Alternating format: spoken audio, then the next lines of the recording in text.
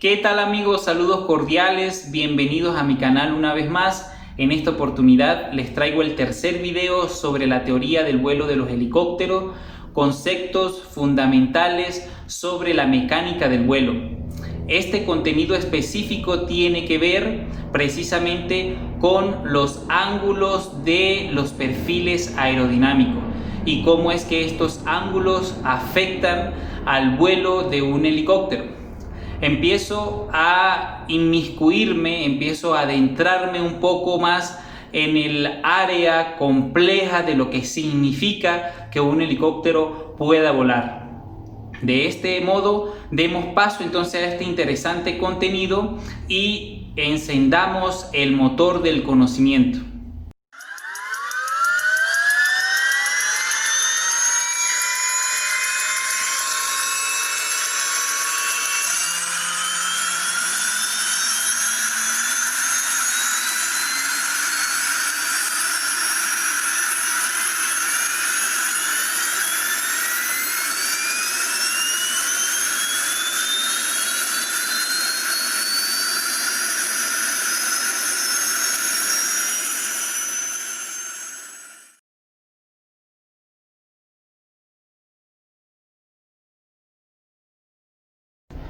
Saludos cordiales. Continuamos con el desarrollo de los videos de la teoría del vuelo de los helicópteros. Este sería el tercer video. En este video vamos a seguir desglosando un poco más estos conceptos sobre la mecánica de vuelo y hablaré específicamente sobre los ángulos de las palas del rotor. Iniciaremos entonces con este primer punto, que es el viento relativo. El viento relativo en un perfil aerodinámico de la pala del rotor de un helicóptero, como en la sección o perfil aerodinámico del ala de un avión, va a ser básicamente lo mismo. Es ese flujo de aire que incide con ese perfil aerodinámico que tiene una dirección opuesta a la dirección del vuelo de ese perfil aerodinámico. Eso es lo que es el viento relativo. Pero adicionalmente también tiene una relación angular con respecto a la línea de cuerda del perfil aerodinámico. Esas son las dos características del viento relativo como tal en un perfil aerodinámico, que es en sentido contrario, en dirección contraria a la dirección del perfil aerodinámico, y que mantiene una relación angular con respecto a la línea de cuerda de ese perfil en donde está influyendo como tal ese viento relativo.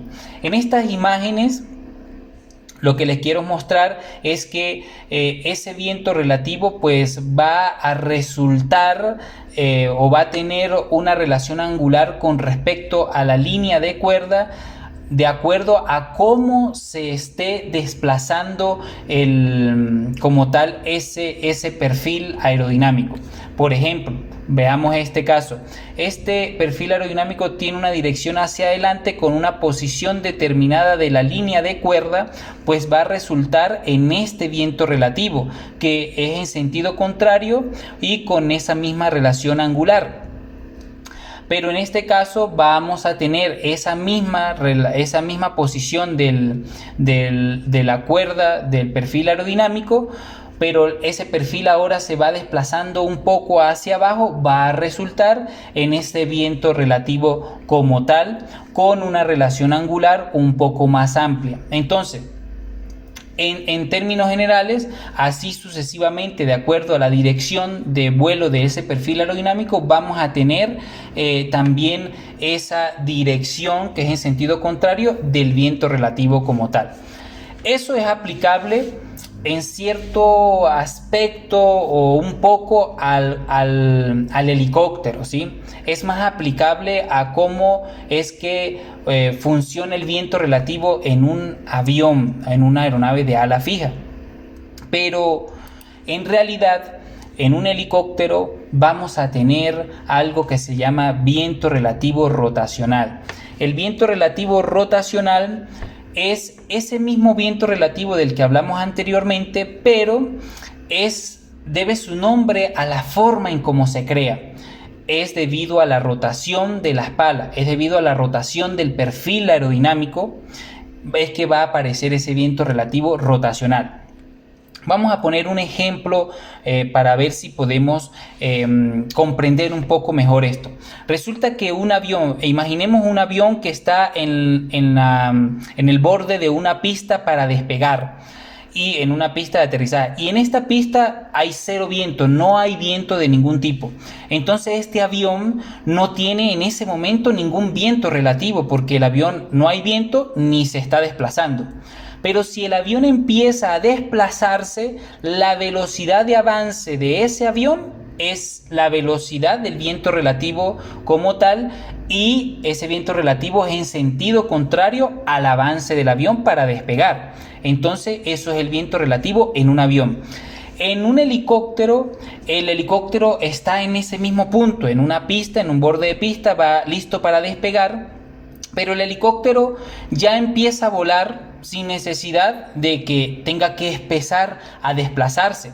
¿Por qué? Porque sus palas están rotando a una velocidad determinada, y esa velocidad determinada va a generar la suficiente velocidad denominada velocidad de rotación, y esa velocidad de rotación va a crear el viento relativo rotacional. Entonces el helicóptero físicamente no se está desplazando, pero ya está volando, empieza a tener un vuelo estacionario, producto de que ha sido capaz de crear su propio viento relativo en la pala, y ese viento se llama viento relativo rotacional, que es opuesto a la trayectoria de vuelo de ese perfil aerodinámico, y además tiene una relación angular con la cuerda o línea de cuerda del perfil aerodinámico, y esa relación angular es lo que vamos a llamar el ángulo de incidencia. Ese es el primer ángulo que estamos viendo en esta oportunidad, en este video, en este desarrollo de contenido.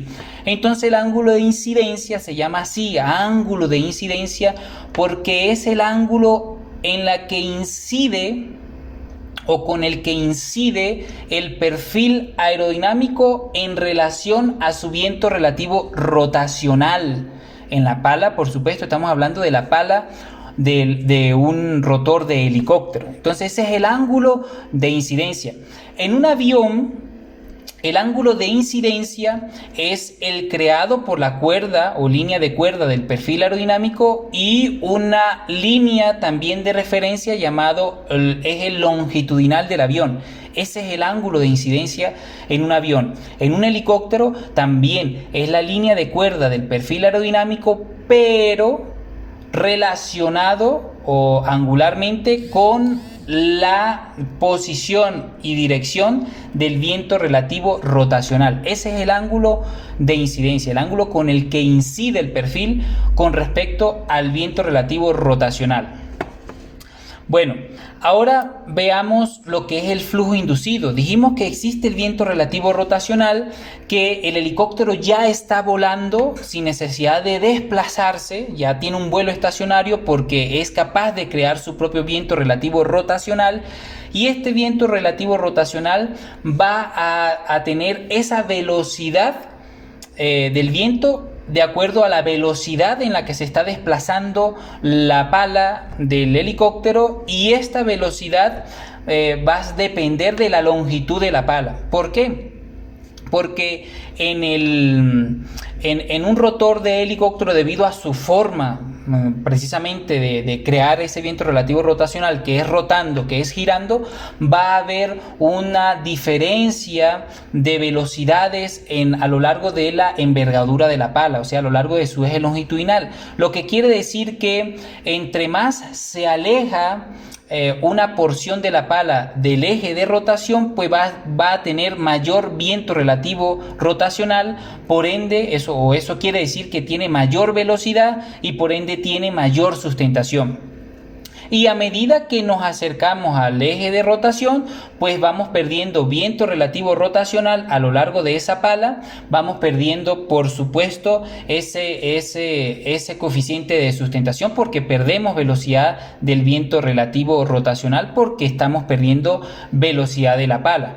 Entonces, Este viento relativo rotacional, que se considera, viéndolo desde la tercera ley de Newton, es una acción. La acción, tercera ley de Newton, es la acción del viento relativo rotacional sobre ese perfil aerodinámico, va a generar una reacción. Esa reacción va a ser de acuerdo a cómo esté impactando ese viento relativo rotacional en el perfil, y eso se llama flujo inducido. Es una columna de aire descendente que modifica el perfil aerodinámico mientras avanza por el seno del aire. Y esto va a depender ¿de qué? Va a depender del ángulo de incidencia, y va a depender de que si el helicóptero está en vuelo estacionario o está en un vuelo horizontal o un vuelo de avance. Entonces, en este sentido, es muy importante saber lo que es el flujo inducido. El flujo inducido es esa columna de aire descendente desde el rotor del helicóptero, que es producido por las palas o es producido por el paso de las palas al mismo tiempo sobre una columna de aire, y que en vuelo estacionario ese flujo inducido es como un extractor. El aire es absorbido desde la parte de arriba del rotor y es enviado hacia abajo por efectos de la tercera ley de Newton, o por efecto del teorema de Bernoulli, o por efecto del efecto Coanda, que cualquiera de las tres situaciones que queramos nosotros plantear o aceptar como la que puede estar resultando en este flujo inducido. Entonces, de este modo vamos a tener dos vectores que están allí en el perfil aerodinámico. El primero, que es el viento relativo rotacional, y el segundo, que debido a este viento relativo rotacional y al paso de la pala por el seno del aire que crea ese viento relativo rotacional, va a impulsar un flujo de aire hacia abajo que se llama flujo inducido.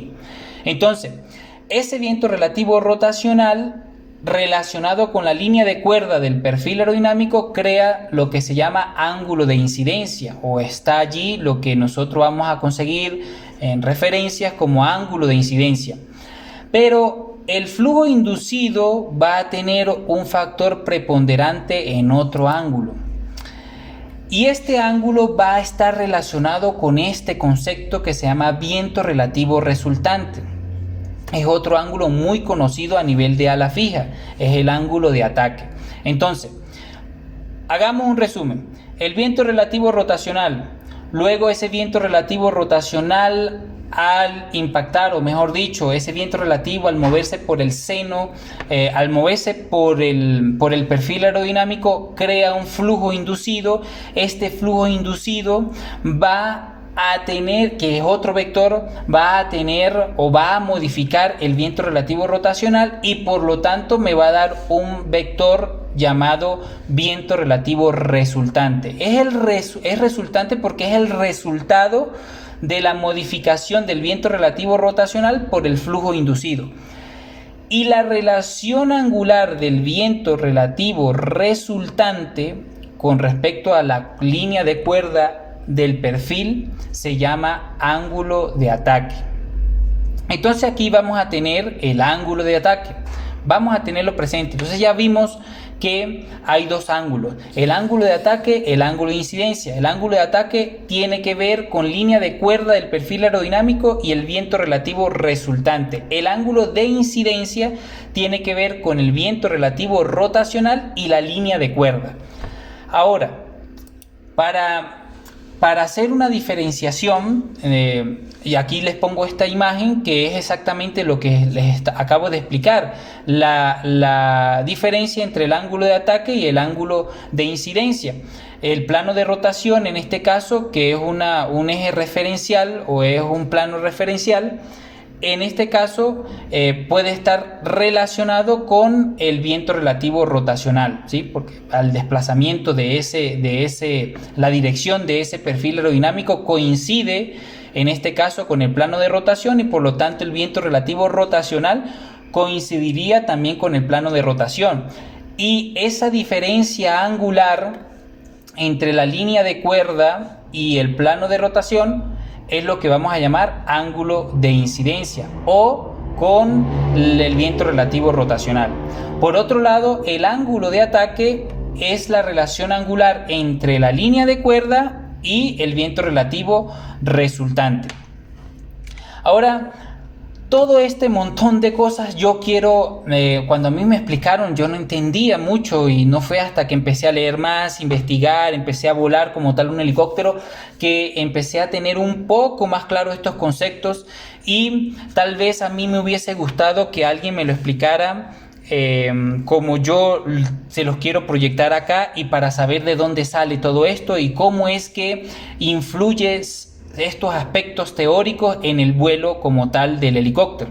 Ahora, para hacer esto, yo les he hecho este pequeño diagrama, este pequeño dibujo, es un perfil aerodinámico con su línea de cuerda, un punto verde que es el centro de presión y luego voy a trazar acá un eje referencial o un plano cartesiano para poder hacer la proyección de los vectores y cómo es que estas líneas están aquí, de dónde salen desde el punto de vista matemático o físico.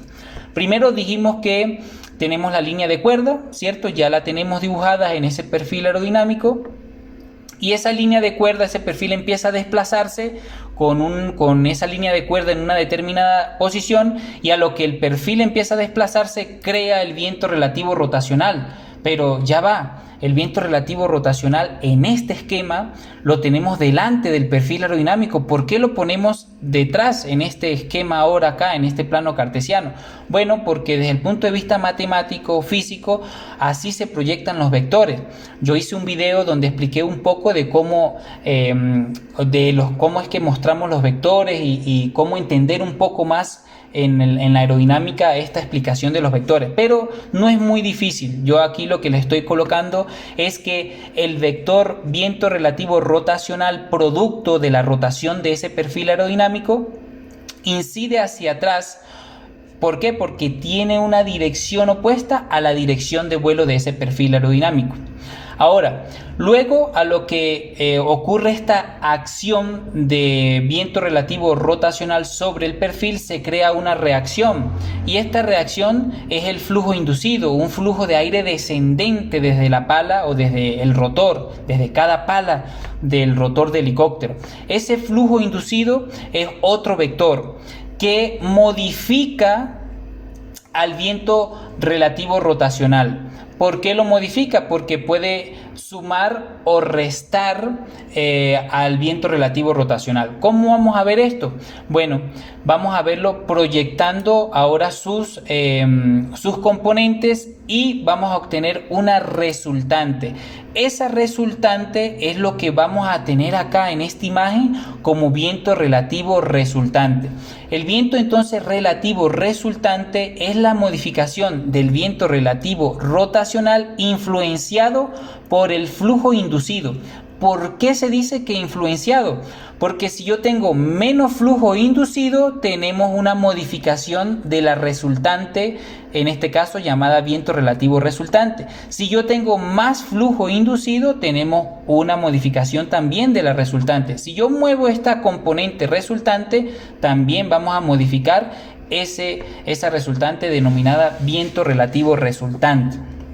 Ahora, llevémoslo al punto de como lo tenemos en la imagen. Vamos a proyectar entonces acá esta línea que es este vector, esta flecha que es este vector viento relativo rotacional, es este mismo que tenemos acá. Velocidad de rotación o viento relativo rotacional, es lo mismo. Ahora, tenemos y que está relacionado con la dirección del perfil aerodinámico, es paralelo. Ahora tenemos este otro vector que es el flujo inducido. Ese flujo inducido es el que tenemos acá, flujo inducido. Ya aquí tenemos el primer ángulo del que hablamos, que es el ángulo de incidencia, es el ángulo con el que incide el perfil con relación al viento relativo rotacional. Eso se llama ángulo de incidencia. Y luego tenemos ese flujo inducido. Cuando el flujo inducido aparece, vamos a tener ahora una resultante, y esa resultante es esta roja que tenemos acá y que la vemos acá también. Se llama viento relativo resultante. ese viento relativo resultante va a crear un ángulo o tiene una relación angular con la línea de cuerda del perfil que se llama ángulo de ataque. Ahora, hasta ahí, rayas, dibujos, más o menos vemos que por qué estamos en esta imagen, tenemos esas líneas así, y bueno, pues ya vimos que las traspolamos o se traspolan para dar esa explicación a nivel de los libros. Pero también hay que agregarle algo, que es la velocidad de la trayectoria de vuelo. Resulta que el helicóptero aquí, sin esta velocidad de trayectoria de vuelo, estamos en un vuelo estacionario. En un vuelo estacionario tenemos un determinado ángulo de incidencia que el piloto lo logra en la pala o en el perfil de la pala del helicóptero a través del movimiento del control de vuelo llamado colectivo. El colectivo aumenta o disminuye el ángulo de incidencia en la pala del rotor del helicóptero, también conocido como cambio de paso, ese movimiento. Entonces, ese ángulo de incidencia tiene una posición, una relación angular con respecto al viento relativo rotacional. Tengo velocidad cero, tengo un flujo inducido determinado y por lo tanto tengo una componente denominada o tenemos una relación angular llamada ángulo de ataque que tiene que ver con esta resultante llamada viento relativo resultante. Ahora, el piloto empieza a avanzar, no va a modificar la componente o no va a modificar el ángulo de incidencia. El piloto empieza a avanzar, pero a lo que empieza a avanzar empieza a modificarse todo esto, y todo esto empieza a modificarse porque aparece ahora la velocidad de la trayectoria de vuelo o la velocidad de avance. Esa velocidad de avance se suma a la velocidad del viento relativo rotacional, y dependiendo de en qué sección del rotor estemos viendo esto, vamos a tener una sección que es en la sección de la pala que avanza, una sección donde se le suma, y si lo vemos en la pala que retrocede en el rotor del helicóptero, pues esta velocidad de trayectoria de vuelo o velocidad de trayectoria de avance del helicóptero se le resta. Pero en definitiva lo que le quiero explicar acá es que la velocidad de la trayectoria del vuelo modifica al viento relativo rotacional porque hace que sea más grande. Entonces ese viento relativo rotacional estaría más adelante o sería un poco más largo viéndolo desde el punto de vista de una magnitud, pasaría por decir de 300 nudos a 350 nudos, esa velocidad del viento relativo rotacional. Por lo tanto, eso modifica a esta resultante, haciendo que también se modifique el flujo inducido, porque ahora hay otra cosa que sucede en el rotor, que el flujo de aire, esa velocidad del trayecto de vuelo hacia adelante, también incide o impacta en ese flujo inducido, causando que se reduzca el flujo inducido cuando el helicóptero empieza a avanzar. Y al reducirse el flujo inducido, sin necesidad de cambiar el ángulo de incidencia, sin necesidad de que el piloto mueva el colectivo, vamos a tener un mayor ángulo de ataque, por lo tanto mayor sustentación. Esa es la razón por la cual se explica que, por ejemplo, en un vuelo hacia adelante o a medida que el helicóptero empieza a avanzar, vamos a tener mayor eficiencia del helicóptero. El helicóptero, o mejor dicho, el piloto empieza a tener mayor sustentación, el helicóptero empieza a tener mayor sustentación en el rotor debido a que ese flujo inducido ha sido modificado y ha sido modificado también el viento relativo rotacional. Por lo tanto, con el mismo ángulo de incidencia tenemos un mayor ángulo de ataque y eso nos va a dar mayor sustentación cuando avanzamos. Pero a medida que nos acercamos al vuelo estacionario ocurre lo contrario. El ángulo de ataque empieza a reducirse y por lo tanto vamos a tener menos cantidad de coeficiente de sustentación y vamos a tener que imprimir más potencia al motor, y eso va a hacer que haya un mayor flujo inducido, una mayor columna de aire descendente en un vuelo estacionario, por ejemplo, con cero viento de avance, o mejor dicho, con cero viento que esté impactando al rotor. O sea, un vuelo estacionario es velocidad cero, pero lo que quise decir es que en un vuelo estacionario con velocidad del viento cero, o con un viento relativo cero, vamos a tener un mayor flujo de aire hacia abajo, o sea, un mayor flujo inducido. Bueno, esto lo hice especialmente porque creo que es la forma de tal vez explicar un poco ese montón de líneas y vectores en el perfil y todo aquello, y comprender cómo es que afecta al vuelo y cómo lo traspolamos desde la parte física, matemática, a eso que experimentamos en la realidad como tal. También esto nos explica, por ejemplo, que si yo estoy debajo de un helicóptero en vuelo estacionario, hay un mayor flujo de aire hacia abajo, o sea, hay un mayor flujo inducido. ¿Por qué? Porque hay menos ángulos de ataque, hay mayor aire bajando. Entonces, pero si yo estoy en un punto determinado y ese helicóptero pasa a una determinada velocidad sobre nosotros, vamos a tener una percepción de menos cantidad de aire impactándonos. Eso es debido a que hay menos flujo inducido cuando avanzamos hacia adelante, y el rotor tiene un mejor coeficiente de sustentación cuando empieza a avanzar, debido a esto, a que se aumenta el ángulo de ataque o se disminuye el flujo inducido, como queramos observarlo. De cualquier punto de vista está correcto.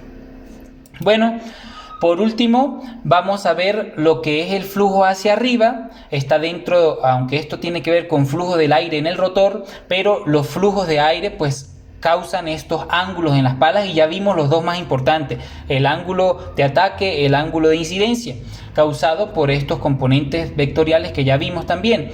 Ahora, el flujo hacia arriba es un flujo en ascenso a través de las palas del rotor, que puede producirse porque se está haciendo un régimen, o se está haciendo un descenso con un régimen bastante elevado. Entonces el aire va de abajo hacia arriba en el rotor, no como convencionalmente ocurre, que es de arriba hacia abajo.